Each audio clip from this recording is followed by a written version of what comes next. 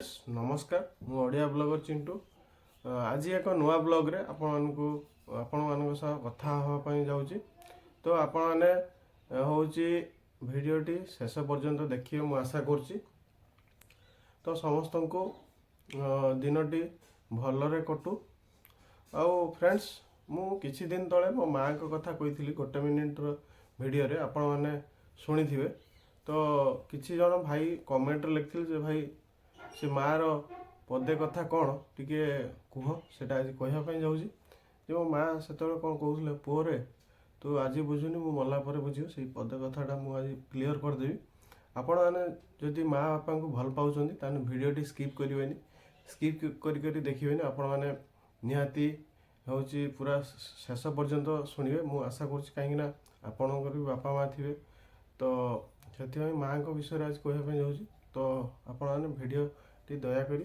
Skip करिए नहीं। तो फ्रेंड्स मो माँ डेथ करी अक्टोबर 19 तारीख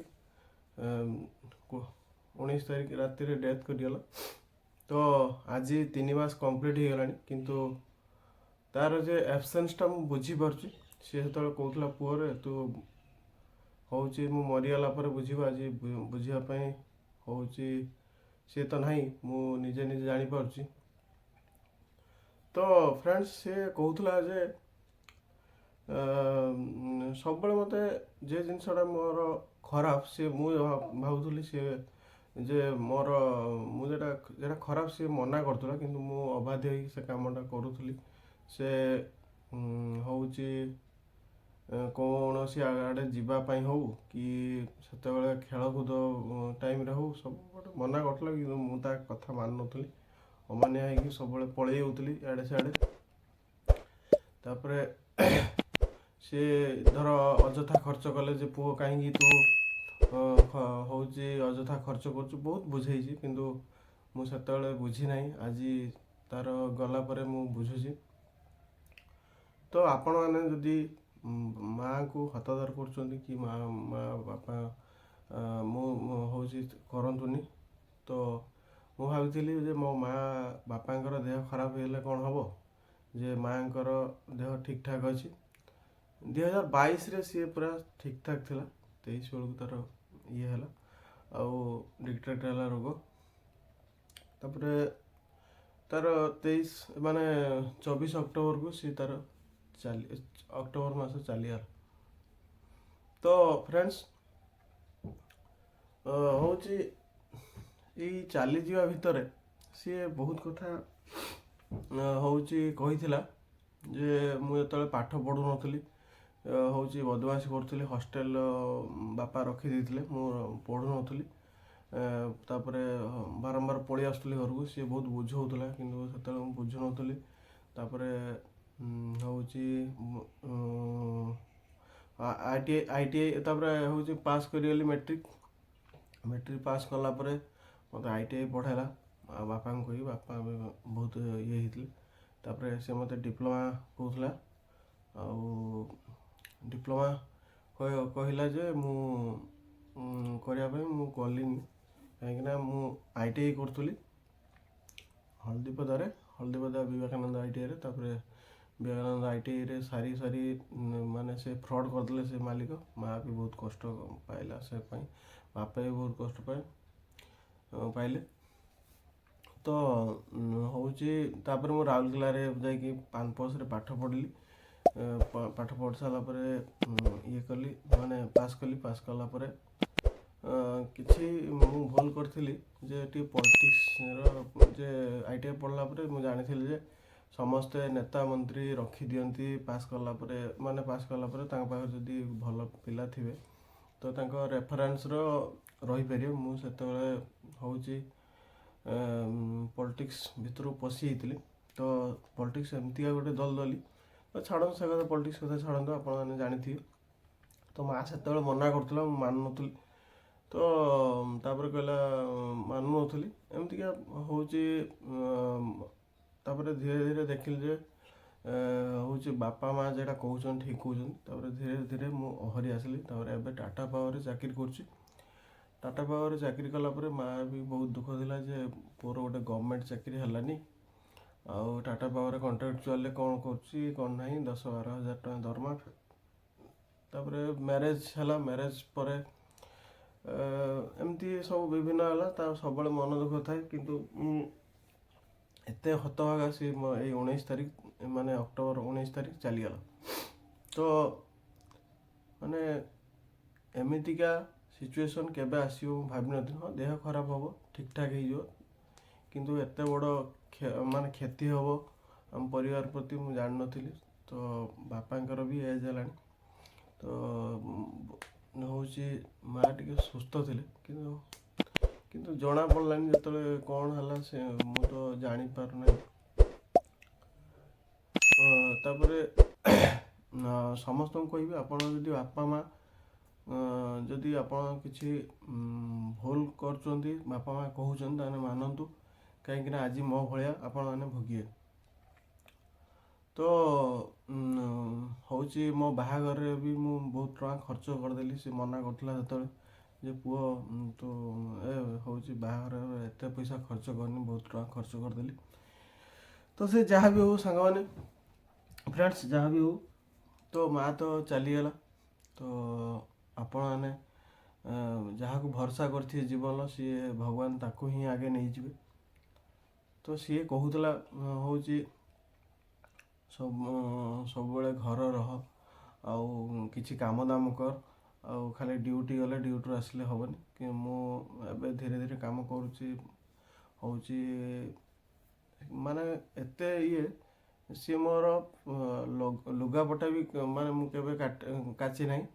ହେଉଛି ସିଏ ମାନେ ତା ଦେହ ଖରାପ ଥିଲା ପର୍ଯ୍ୟନ୍ତ ବି ସିଏ ଥରେ ଦୁଇଥର କାଚିଛି, ତାପରେ ମୁଁ କାଚିବା ପାଇଁ ଦେଲିନି। ତ ଆଜି ତ ତା ଦୁଃଖଟା ମୋତେ ଏତେ ଫିଲ୍ ହେଉଛି, ମାନେ ମୁଁ ଆପଣମାନଙ୍କ ସାଙ୍ଗରେ କଥା ହେଇପାରୁନି କିଛି କମ୍। ଭାଇ ତ କହୁଛନ୍ତି ଯେ ଭାଇ ତମେ ସବୁବେଳେ ହସ, ମୋର କାହିଁକି କହୁନ, ସବୁବେଳେ ଦୁଃଖ ମୋର। ମୁଁ ଚାହୁଁଛି ହସିବା ପାଇଁ, କିନ୍ତୁ ସବୁବେଳେ ମାନେ ହସି ପାରୁନି କାହିଁକି, ସବୁବେଳେ ତା କଥାଟା ବି ମନେ ଆସିଯାଉଛି ଧୀରେ ଧୀରେ।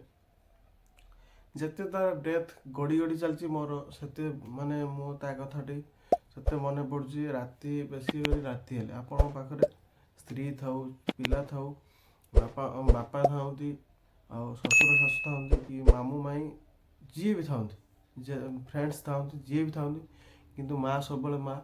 ତ ଯେତେବେଳେ ତମେ ଖାଇନଥାଉ, ସ୍ତ୍ରୀ ଯେତେ କହିଲେ ବି, କି ବାପା ଯେତେ କହିଲେ ବି, କିନ୍ତୁ ମା ଡାକିଥିବ। ଯେବେ ବି ମୁଁ ଧର ରାଗିକି ଶୋଇଯାଇଥାଏ, ତ ମା ଡାକି, ମୁଁ ନ ଖାଇଲେ ମା ଖାଏ। ତ ଆଜି ଆପଣଙ୍କର ବହୁମୂଲ୍ୟ ସାରିକି ଆପଣମାନେ ମୋ ଭିଡ଼ିଓ ଦେଖୁଛନ୍ତି, କାହିଁକିନା ମୁଁ ମୋ ମାଆଙ୍କ ବିଷୟରେ କହୁଛି। ତ ଆପଣମାନେ ଦେଖୁଛନ୍ତି କାହିଁକିନା ଆପଣ ମାଆଙ୍କୁ ଭଲ ପାଆନ୍ତି ସେତିକି। ତ ଆପଣମାନେ ହେଉଛି ଭିଡ଼ିଓ ସହ ଯୋଡ଼ି ରୁହନ୍ତୁ। ତ ଏମିତି ମ୍ୟାରେଜ୍ ପରେ ବି ଖର୍ଚ୍ଚ କଲି, ମା ବି ମନା କରୁଥିଲା ଯେ ଏତେ ଖର୍ଚ୍ଚ କରନି, ଇଏ କରନି। ମୁଁ ମାନୁନଥିଲି, କିନ୍ତୁ ଖର୍ଚ୍ଚ କରି ଚାଲୁଥିଲି। ତ ଯିଏ ବି ଯେତେ ଭଲ ପାଆନ୍ତି, କିନ୍ତୁ ମା ସବୁବେଳେ ମା। ଆପଣମାନେ ବି ଜାଣିଛନ୍ତି, ମନେ ପକେଇ ଦେବା ପାଇଁ ମୁଁ ଚାହୁଁଛି। ତ କାହା ପାଇଁ କ'ଣ ମୁଁ ଜାଣେନି। ତ ଯିଏ ବି ଯେତେ ସ୍ନେହ କରୁ, କିନ୍ତୁ ମା ସବୁବେଳେ ମା ହିଁ ଥାଏ। ତ ହେଉଛି ଯେତେ ବି ପଇସା ପାଖରେ ନଥିଲେ ବି ମା ଜାଣିପାରେ, ପଇସା ବି ଦିଏ। ବାପା ବି ବହୁତ ଗାଳି କରନ୍ତି ଯେ କାହିଁକି ତାକୁ ପଇସା ଖର୍ଚ୍ଚ କରୁଛି, ଇଏ କରୁଛି, ସେ କରୁଛି, ବହୁତ ମାନେ ବହୁତ କ୍ଷେତ୍ରରେ। ଆଉ ଯେବେ ବି ସେ ଚାହେଁ ଯେ ମୋ ପୁଅ ସବୁବେଳେ ଖୁସିରେ ରହୁ, କିନ୍ତୁ ମୁଁ ଏତେ ହତଭାଗା। କଟକ ନେଉଥିଲି ତାକୁ, କଟକରେ ନେଇକି ଡକ୍ଟରକୁ ଦେଖେଇଲି। ବାଲେଶ୍ୱରରେ ବି ବାପା ଦେଖାଉଥିଲେ, ଯେହେତୁ ପ୍ରାଇଭେଟ୍ ଜବ୍, ସବୁବେଳେ ଛୁଟି ନେଇ ହେଉନଥାଏ। ବସ୍ ତ ଜାଣିଛନ୍ତି କେମିତିକା, ଛୁଟି ନେଇ ହେଉନଥାଏ। ଯଦି ବି ଛୁଟି ନେଇକି ଯାଏ, ବହୁତ ଅଳ୍ପ ଦିନ ରହେ। ତାପରେ ମୋର ଶଳା ରୁହନ୍ତି, ମୋର ରିଲେଟିଭ୍, ବେଶୀ କରି ମୋ ଶଳାମାନେ ହେଉଛି ହେଲ୍ପ କରୁଛନ୍ତି ମାଆର ଯେତେବେଳେ ଡେଥ୍ କରିଥିଲା। ତ ମୁଁ ଟିକେ ମଝିରେ ମଝିରେ ରହିଯାଉଛି, କାହିଁକିନା ହେଉଛି ସେତିକ ଫିଲିଙ୍ଗସ୍ ଆଜି ତ ଆପଣମାନଙ୍କୁ କହୁଛି ଯେ ଆପଣମାନେ ଙ୍କ ଉପରେ ସେତିକି ଭରସା ଅଛି ବୋଲି ମୁଁ ଆପଣମାନଙ୍କୁ କହୁଛି ମୋ କଥାଟି। ତ ମନ କଥା ସବୁବେଳେ ପ୍ରକାଶ କରିଦେଲେ ଭଲ, କାହିଁକିନା ମୁଁ ଯେ ଭୁଲଟା କରିଛି ଆପଣମାନେ ସେ ଭୁଲ କରନ୍ତୁ ନାହିଁ। ତ ସେଥିପାଇଁ ମୁଁ କହୁଛି ବାପା ମା ଥିଲାବେଳେ କେହିବେଳେ ଇଏ କରନ୍ତୁନି। ମୁଁ ଏବେ ବି ହେଉଛି ମୋ ବାପାଙ୍କ କଥା ମାନୁଛି ଧୀରେ ଧୀରେ, ଆଉ ଆପଣମାନେ ବି ଆପଣ ମା ବାପାଙ୍କ କଥା ମାନନ୍ତୁ। ତ କିଏ ଜାଣେ କାହାର କେତେବେଳେ ସମୟ ଆସିବ ପଳେଇଯିବ, ସେଟା ତ କେହି କହିପାରିବେନି। ତ କେବେ ମୋ ସାଙ୍ଗରେ ହେଇନଥିଲା ଏ ଘଟଣାଟି, ମୁଁ ସେଥିପାଇଁ ବିଶ୍ୱାସ କରିପାରୁନାହିଁ ଯେ ମାଆର ଡେଥ୍ କରିଗଲା ବୋଲି। କିନ୍ତୁ ଆପଣମାନେ କେବେ ବି ମୁଁ ବାରମ୍ବାର କହୁଛି, ଆପଣ ବାପା ମାଆଙ୍କୁ ହତାଦର କରନ୍ତୁ ନାହିଁ। ମୁଁ ଏଇ କିଛି ଦିନ ତଳେ ଗୋଟେ ଗୋଟେ ବୃଦ୍ଧାଶ୍ରମ ଯାଇଥିଲି। ସେ ଭିଡ଼ିଓ କ୍ଲିପ୍ଟା ବି ବହୁତ ଶୀଘ୍ର ଆପଣଙ୍କୁ ଦେଖେଇବି। ତ ଗୋଟେ ଝିଅ କି ବୋହୂ କି ପୁଅ ସେମାନେ ଆଣିକି ତାଙ୍କ ବାପା ମାଆଙ୍କୁ ଛାଡ଼ି ଦେଉଛନ୍ତି। ତ ସେଠି ମୁଁ ବହୁତ ଦେଖିଲି ସେ ବାପା ମାଆଙ୍କ କଥା। ତ ଛାଡ଼ନ୍ତୁ ସେ କଥା, ତ ମାଆ କଥା କହୁଥିଲି। ମାଆ ଲୁଗା କାଚିବା ପାଇଁ ମୋତେ କେବେ ବି ଦେଇନି, ସେ ନିଜେ କାଚେ। ମୁଁ ଯେତେ ବି କାଚିଲେ ମୋତେ ପସନ୍ଦ ହୁଏନି ମୋ ମାଆଙ୍କ ଇଏ। ଏବେ ହେଉଛି ସ୍ତ୍ରୀ ତ କାଚି ଦେଉଛି, ସ୍ତ୍ରୀ କାଚି ଦେଉଛନ୍ତି, ସେଟା ତ ଛାଡ଼ନ୍ତୁ। ମୋତେ କରୋନା ହେଇଥିଲା। କରୋନାରେ ଯେତିକି ମୋ ମାଆ ସେବା କରିଛି କେହି ଜଣାପାରିବେନି। ମୁଁ ଏତେ ବଡ଼ ସେ ପ୍ରେସରରେ ରହିଲା, ମାନେ ମୁହଁରେ କପଡ଼ା ଗୋଡ଼େଇକି, ଆଉ ମୋ ପାଖକୁ ଖାଦ୍ୟ ମୋ ସ୍ତ୍ରୀକି ଛାଡ଼େ ନାହିଁ। ମୋ ସ୍ତ୍ରୀ ଗଲେ ବି ସେ ଛାଡ଼େନି। ହେଉଛି ନିଜେ କପଡ଼ା ଗୋଡ଼େଇକି ଖାଇବା ଦୂରରେ ରହିକି ମୋତେ ଦେଇଛି। ମୋ ଲୁଗାପଟା ମୁଁ ଆଗେ ଡେଟେଲରେ କାଚି ଦିଏ, ତାପରେ ସିଏ ଧୋଇ ଦିଏ, ସେ ତାପରେ କାଚେ। ତ ବହୁତ କଷ୍ଟ କଲା ପରେ ମୁଁ ତାର ଟିକେ ବି ସେବା କରିପାରିଲିନି। ୱିଦିନ୍ 4-5 ମାସ ଭିତରେ ସେ ତାର ଏତେ ଯୋଉ ଦେହ ଖରାପ ହେଲା ଯେ ଡେଥ୍ କରିଗଲା। ତ କିଏ ଜାଣେ କାହାକୁ କେତେବେଳେ ଭଗବାନ ନେଇଯିବେ, ଜଣା ନାହିଁ। ତ ଆପଣମାନେ ଭିଡ଼ିଓଟି ହେଉଛି ଦେଖୁଛନ୍ତି, ସେଥିପାଇଁ ମୁଁ ପ୍ରତ୍ୟେକ ଥର ଧନ୍ୟବାଦ ଜଣାଉଛି। ତ ଫ୍ରେଣ୍ଡସ୍, ତ ଭଗବାନ ଏତେ ନିଷ୍ଠୁର ହେଇଗଲେ ଯେ ତାର ମୋର ମ୍ୟାରେଜ୍ କରିଛି ସତ, କିନ୍ତୁ ପିଲାଟିଏ ହେଇନି, ପିଲା ଏବେ ହେବ। ତ ସେ ନାତି ନାତୁଣୀ ଖୁସି ପାଇପାରିଲେନି, ସେତିକି ବି ବଡ଼ ଦୁଃଖ କଥା। ଆଉ ମୋର ଭଉଣୀ ଜଣେ ଅଛନ୍ତି, ଭଉଣୀର ଏବେ ଗୋଟେ ଝିଅ ଥିଲା, ଏବେ ଆଉ ଗୋଟେ ଝିଅ ହେଇଛି, ସେଟା ବି ସେ ଖୁସି ଦେଖିପାରିଲାନି। ତ ଭଗବାନ କାହିଁକି ଏତେ ନିଷ୍ଠୁର ହେଲେ ମୁଁ ଜାଣେ ନାହିଁ।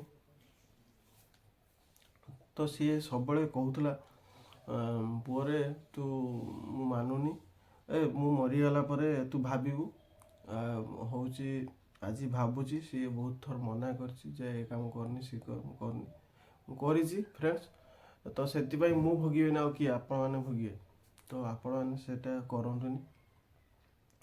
ତ ସେଥିପାଇଁ ସିଏ କହୁଥିଲା, ମୁଁ ଯେ କହିଥିଲି ସର୍ଟ ଭିଡ଼ିଓରେ, ଯେ ପୁଅରେ ତୁ ମୁଁ ମରିଗଲା ପରେ ଭାବିବୁ। ସିଏ କହୁଥିଲା ଯେ ଏଇ କାମ କରନି, ଆଉ ମୁଁ ମରିଗଲା ପରେ ଯେ କଥା ବି ହଉ, ସବୁ କାମରେ ମୁଁ ଯଦି କରୁଥାଏ, ସିଏ ସବୁବେଳେ କହୁଥାଏ ଯେ ପୁଅ ତୁ ଏଇ କାମଟା କରନି, ଆଉ ମୁଁ ମରିଗଲା ପରେ ବହୁତ ରାଗି ଯାଇ କୁହେ ଯେ ମୁଁ ମରିଗଲା ପରେ ତୁ ଭାବିବୁ।